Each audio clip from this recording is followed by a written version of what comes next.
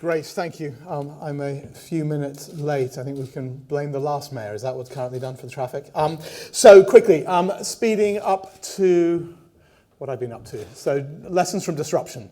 So I mean, I guess I won't talk too much about lastminute.com because it was a gazillion years ago, and most of you won't remember it. And if you do, you'll know all about it. If you choose to.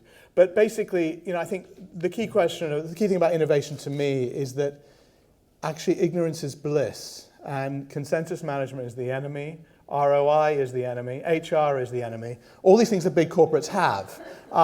So it's a lot easier when you go back to last minute, when you're two people and an idea. So I had the idea for lastminute.com back in '96. I didn't do anything about it.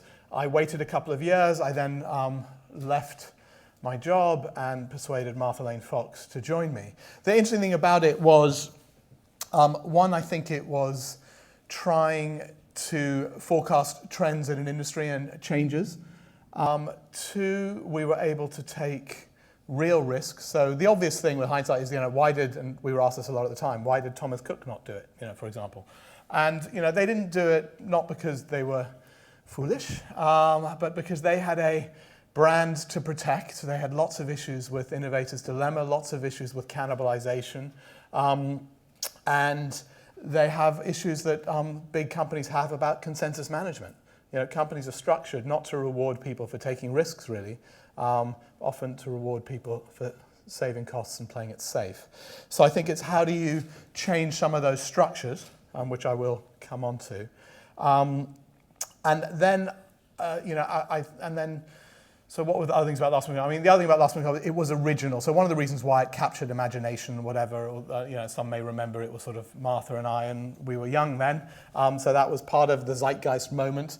But I think what really captured people's imagination is that it was an original idea. And I think there is this point of if you do something first, consumers are smart and they think you're doing it for them. If you do something second, they think you're doing it for yourself.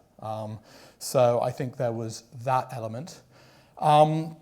And then obviously we were able to run with it. I guess I was with Reid Hoffman on Sunday at Oxford, and he talked a lot about entrepreneurship is about seeing future trends. It seems sort of such a platitude, so obvious, but actually the future is obvious in hindsight, right? If you think back to the beginning of lastminute.com, when Martha and I had meetings with Stelios, for example, at EasyJet, and I teased him about this still and went up to him at the time. He only had phone numbers on his planes. And we told him about this thing called the internet and said we thought that would be a good mechanic for him. Turned out that was actually a very selfish meeting in a sense, because EasyJet and Ryanair driving people, forcing people to buy online, actually helped us tremendously as well. Helped everyone get used to that hurdle way back when. You remember putting credit cards online was something people worried about. So that was some of the early days and history and what we were trying to disrupt. And it was, for last minute, it was disrupting many industries at a time was the other thing. It was a two-sided marketplace. So today people talk a lot about marketplaces. I think that's also one of the hardest things about when you try many of these new business models is how do you get liquidity on one side and the other? So in our case, people used to often ask us when we spoke to investors, they said, well, right, the technology can't be that hard because you two Muppets have managed to do it. And getting customers, everyone manages to get customers somehow, don't they? And then getting suppliers. So where are your barriers to entry? And it turned out the barriers, I think, were pretty simple. They're what I said at the time. Doing each one of those things actually sounds pretty easy. Doing all three at the same time is what is actually very hard. So then and swiftly on about 20 years after, I won't, as I said, I promise not to bore you too much with the lastminute.com story, because you may know we sold it for $1 billion and took it public and raised several hundred million. And I can tell you the war stories. Another time of taking a company public when you're relatively young and when the company has the sales of a small pub, I think, as our cynical friends in the media, not this one, I'm sure, pointed out, when we were valued as much as I think we could have bought Harvey Nichols, Harrods, and Debenhams all together at one point with the turnover of a small pub. That then changed a little bit. But then I'll quickly talk about a post-sale and then finding another industry I thought was worth disrupting, and I guess a bit of the thought process. So it starts with the same issue of a pain point. And this is where, again, entrepreneurs always talk about this, that they say the pain point. So my previous one, lastminute.com, you got it. I was only 2 minutes late. But that's because I'm an optimist. Optimists tend to be entrepreneurs, and I procrastinate. So I didn't leave the office. I took 3 more conversations than I should have had in the office, and thought there would be no traffic. So there is that optimism. But then the other thing about, so there's the pain point. For me, it was I wanted to do everything at the last minute. And then having sold lastminute.com, I did the obvious thing and bought a house. And when I bought the house, my wife is interior designer, started showing me lots of fabrics and all sorts of stuff and said, what do you think of this one and that one? And I said, I have no clue. I can't visualize it at all. Half the people, apparently, half of us can't visualize stuff properly. And then she started saying, do you want this sofa or this one? And I was like, I have no idea why one sofa should be 500, one should be 5,000. It seems ridiculous to me, having come from an industry of great price transparency. So that's what the travel industry taught me, is what data, what wonderful data there was. And when in 2007, this was the beginnings of 2006-07, post-selling lastminute.com, I was thinking of other things to do, and I thought, wow, this, people seem to talk a lot about their homes. They talk, they talk a lot about travel, or they talk about homes, and then sort of check. So travel, check, leisure, big industry, okay. Didn't want to do that again because I felt like it'd be sort of derivative. Then I looked at homes and thought, wow, this industry feels broken. It feels like it did in 2000, it feels like travel did in 1998, where people were, believe it or not, still denying this product was going to be bought on the internet. So I loved that. It was one of the favorite conversations you'd have with the legacy players, saying, no one's going to buy furniture on the internet. I'm like, that's just what they said about airlines. And then they said it about hotels. And then they said it about luxury travel. And then the guys who ran those big package tour operators were fired for having no vision. Rightly, just should have done it quicker. So it was, and I felt this was the same thing about furniture.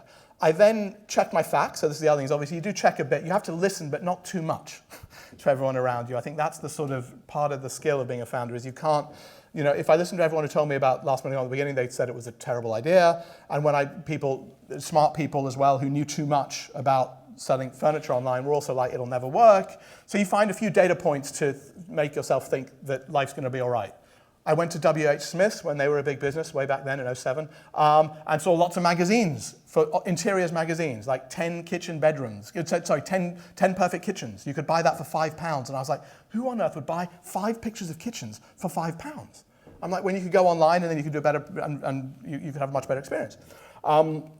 And then I looked at Argos and thought, wow, well, they sell more beds than anyone else in the UK, and people aren't touching and feeding them, which is obviously often the concern that was thrown out to those people. So I thought, right, okay, so I did mydeco.com, which was 3D visualization, community. It was bits of Pinterest and House, for those of you who know those businesses, but they're both worth sort of upwards of 5 to 20 billion, somewhere like that. And you guessed it, the punchline is we didn't this time build a $20 billion business. Pinterest and House should have been European businesses because we're quite visual and quite good at design. But my fault on this one, I was chairman, I wasn't CEO. That's another story as to why do one, not the other. For one, I actually am not, despite this bit of the talk, not interested in furniture one iota. Not interested in interior design one iota. So my pain point was slightly different, whereas lastminute.com was a passion. I love leisure, going out, fun, all that sort of stuff. But actually, I knew that doing the interior design bit would feel like work every time I looked at the website. And being an entrepreneur is about making your job feel like fun. So I was like, that's going to be a bit hard for me. But my mistake was probably trying to do what I got away with at lastminute.com, which was launching in 14 countries and across sort of 10 product lines. It's the opposite of focus. The whole theory that I had was that we would be like the swan, serene above water, but kicking a lot underwater, making it very hard to fulfill all those needs for a customer underneath. So we tried that again at mydeco, and lots of things worked. And we had the world's simplest, I think, but still not simple enough, 3D visualization tool, so that was part of it. And we had over 1 million rooms built in 3D, but it wasn't enough really, so we sold that bit. But then luckily in the initial business plan, there was this idea for direct from furniture, that the other disruptive thing, am I being disruptive enough, was always one of the angles. And the other disruptive thing that was in the business plan that I didn't get to was direct from factory to consumer. So I knew at some point that I'd already asked the team to launch 6 businesses in one with mydeco, so I thought I'd better not ask them to launch a 7th, even though I thought this one might be better. And so I found a guy who'd done something related in France, Ningli, a very brilliant entrepreneur, and I said, let's do this together. in the UK, and we did it as a 50-50 JV between Mydeco and him. Now, that again for a corporate, just take that back a step and you'll say, what corporate would ever create that sort of structure and give an entrepreneur 50% and incubate them and give them lots of people and all that sort of stuff? I don't think many would. It's quite, so that's the sort of thing you can do as an entrepreneur, but as a corporate, it's quite hard. But anyway, so the long and short of Maid.com is we have launched pretty much in 5 or 6 European markets. I actually just, I'm not sure if we properly announced it, but I just moved from chairman to just go on the board, but I was the founding chairman for the first 6 years of that journey. I'm staying on the board, but there are better people, there are better chairs now than I am. So we've appointed a great retailer called Suzanne Given as chair. But the Maid story is actually a really good one. So the Maid is, I can't give you all the numbers, I think we've raised $90 million, so, and it's growing fast, and I don't know all the numbers we've disclosed or not, but trust me, it's an exciting business. And one of the innovations was crowdsourcing the furniture direct from factory. So the key innovation is that this industry was broken, it's too expensive, there are ways to cut costs out. So no retailer, no wholesaler, and no wastage is the punchline. And so that's why I think that business has worked. Then just quickly jumping to the, I guess, slightly more the exam question now of some of your corporates, I guess, and what can corporates do? Because I've been negative, I guess, right? I don't mean to be negative. So the next thing I stumbled upon as a business idea was actually, what can you do that's world-class in London? And actually, what is world-class in London in this technology world? And actually, corporates are. So we have better corporates here than Silicon Valley has, right? So let's try and work with these brilliant companies whose HQs are down the road, even if they might be an hour in traffic from my office. So let's work out a model to engage with them. So quick history, there was Founders Forum, which is an events business I do, top founders. Genesis of that, we then went into Founders Intelligence, which is a consultancy company that helps large corporates do innovation and work with startups. So within 2.5 years, the client base of that includes, I can't name some of them, but I can, I'm sure, name L'Oreal, Unilever, Diageo, News Corp. I think we've even done some work way back with the Telegraph. They should do more. And a whole load of Visa, et cetera, et cetera. So really blue chip client base, and it's that connectivity. Our punchline is, if you want to help as a corporate innovate, don't try and do it. We'll try and do it within your existing structure, fine, and we can talk about that, and we do some digital transformation work as well. But the low-hanging fruit is working out an API to work with the startup community. So startups are free R&D for you. You offer them credibility and ability to scale, and they offer you the chance to fail. In other words, they can fail, whereas in your companies you can't. So if you want the cutting edge, you want to find out what's happening at the edge, it is these great entrepreneurs. And I've done many days with corporates where we've brought in some entrepreneurs, and they've said that was their best day ever. It's like my kids saying best day ever, and because they get that energy and that adrenaline, and they see and they see the future from these founders. So then that was great. That consultancy, it is still great. It's still going, and you can see me after if you want to engage with them. But the next business was Founders Factory, which is and there's no easy way of saying this, it is a multi-sector corporate-backed incubator and accelerator. The first 4 partners have been announced. For those that missed this tremendous announcement, they are L'Oreal, Aviva, Guardian, and Holtzbrinck Macmillan. So that's EdTech, Beauty, FinTech, and Media. So that's 4 of our 6 sectors done. And what we do with those companies, we are, as on one of the boards said, we're disrupting corporate innovation. They're investing in a third-party vehicle, multi-sector, that will accelerate companies in their sector and incubate them, but they're investing across sector. So this is part of the innovation, is they are not just in their own sector.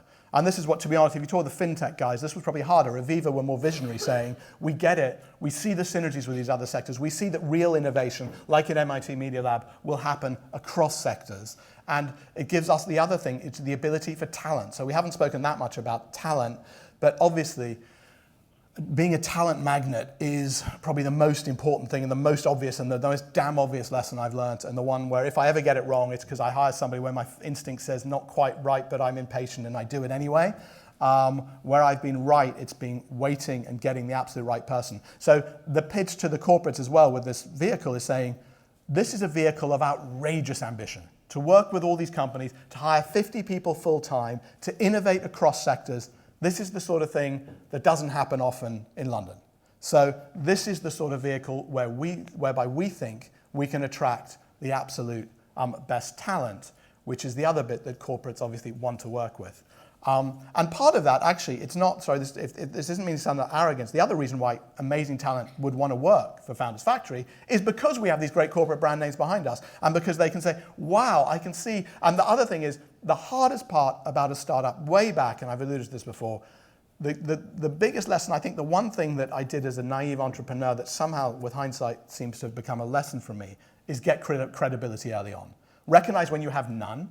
I recognized when I had none with my Deco and I built a design board with Philippe Stark and Terence Conran and Mark Newson and various others. I recognized when I had none in the travel industry and got the CEO of KLM and the head of Starwood, of Intercontinental Hotels on my boards. And I got blue chip investors deliberately, like Intel and France Telecom and Deutsche Telekom and Starwood and BAS and all that, investing, because they all give part of that credibility story. So that's the other bit of the corporates now are giving us credibility to attract the very best founders. I think I promised to take some time for questions. So if there are any, maybe this is a good moment. Because it's late, it's not Friday, but. Go on, someone's got a question. Otherwise I'll ask. None of you thinking about innovation, digital, or maybe nothing I've said. What's your? I'll ask a question, given that the audience has gone mute. Strangely quiet.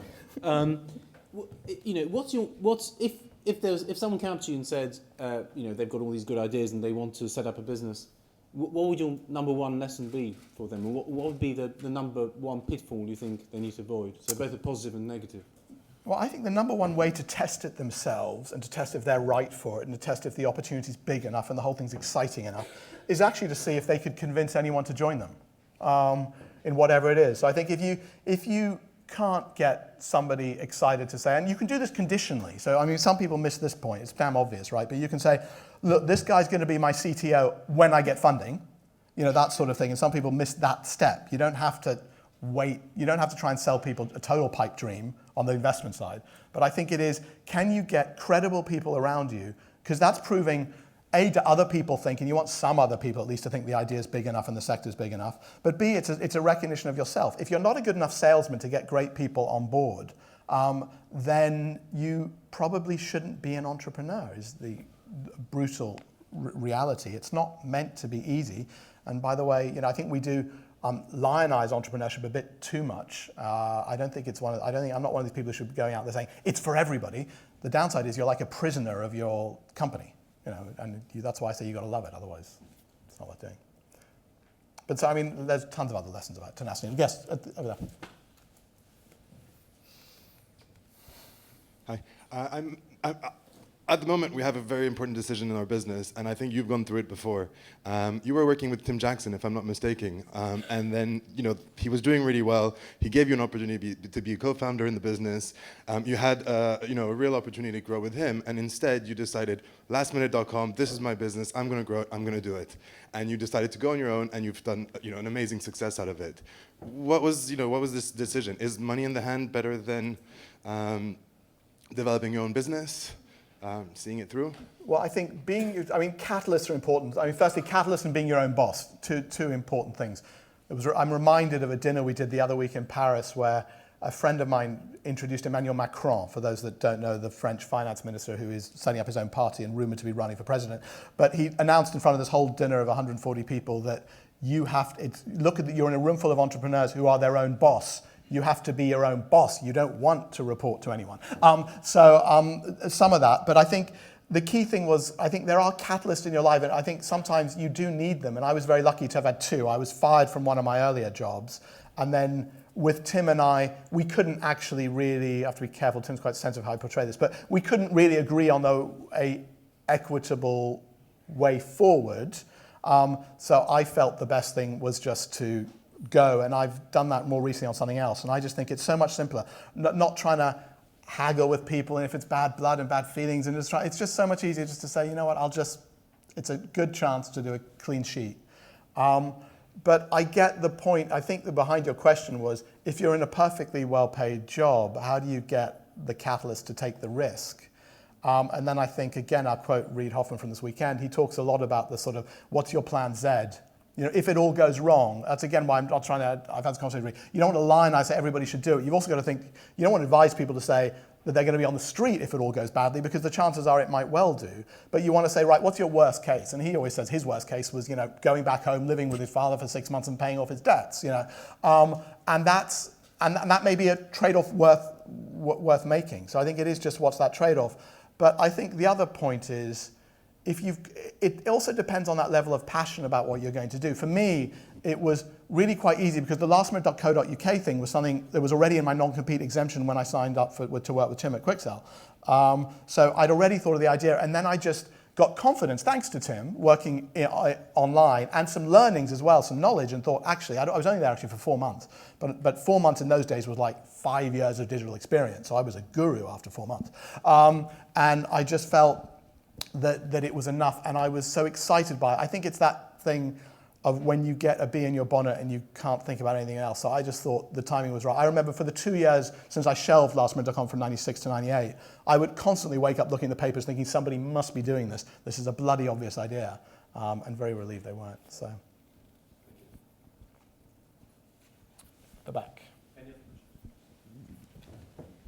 It's maybe slightly off topic. Do you think we are in a bubble at the moment, particularly in the world of two-sided marketplaces, peer-to-peer, on-demand, the Ubers, Airbnbs, deliveries of the world?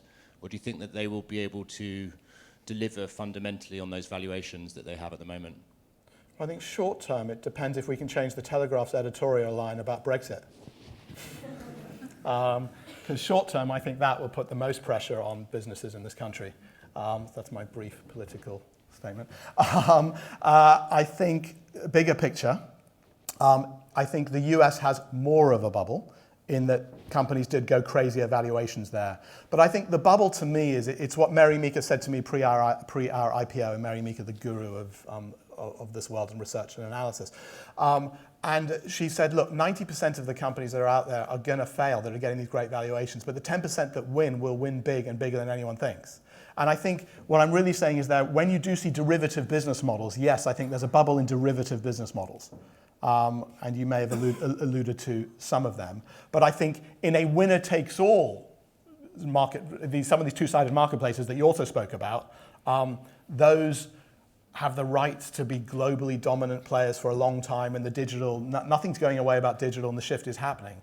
So I think it's picking your winners, just as in the bubble people thought Amazon was a bubble company, right? It clearly wasn't. They were. So it's being more selective about your winners. But the second point actually is in Europe, we haven't got as many of these, that there hasn't been this runaway in certainly in the public market that there was, and actually less in the private markets as well. So I think while there will be a few big busts, and we saw one unicorn go away already, Power, I'm sure there will be others, but I don't think that it will be it will be I don't think it'll be devastating for the sector. I think it'll be okay.